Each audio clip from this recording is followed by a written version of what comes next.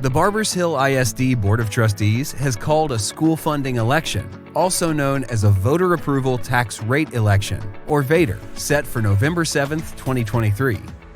This short video will explain what a VATER is and demonstrate its effect on Barbers Hill ISD. The purpose of a voter approval tax rate election is to ask the community to consider approving a tax rate to maximize school funding. Since the beginning of the school finance system known as Robin Hood, Barbers Hill ISD has sent $293 million of our tax dollars to the state. If passed, the proposal would allow Barbers Hill ISD to access the maximum amount of tax revenue from golden pennies, $1.4 million, which is not subject to recapture and would remain with the district without increasing the total tax rate. The Barbers Hill School District is funded primarily through local taxes and state funds. Local taxes are collected and go into two different funds: Maintenance and Operations, or M&O, and Interest and Sinking, or INS. The M&O side pays for everyday district operations, including salaries, books, and building maintenance, while the INS side is similar to a mortgage and can only be used to pay the debt on voter-approved school bonds. Bonds pay for new school construction and other capital improvements.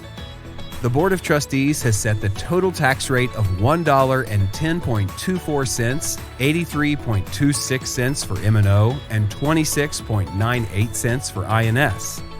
This rate is 5.21 cents lower than last year's total tax rate. If voters approve the $1.1024 total tax rate, the district will have the maximum 8 golden pennies for M&O. Golden pennies are not subject to recapture, which means that every penny of those tax dollars stays in our district.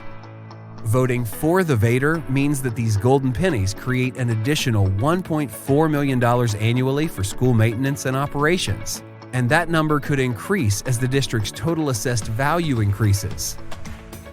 What is the tax impact if the voters approve the school funding election? Because the overall tax rate is being reduced 5.21 cents, the school property tax bill on a $400,000 home will be reduced by $807 when all exemptions are applied.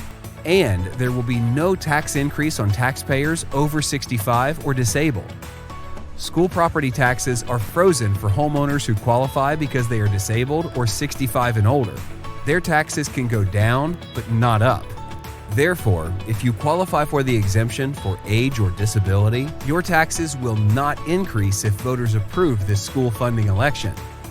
The new tax rate will allow BHISD to continue to fund state-leading teacher salaries and state-leading educational programming for our students. Whether the school funding election passes or fails, the total tax rate will be $1.1024, which is 5.2 cents lower than last year. This is the lowest school district tax rate in 32 years. Our Board of Trustees called the voter approval tax rate election, but the voters are the ones who decide the outcome of the election. The state of Texas mandates the ballot language for a voter approval tax election. The rate listed, $1.1024, is a decrease of 5.21 cents from last year's tax rate.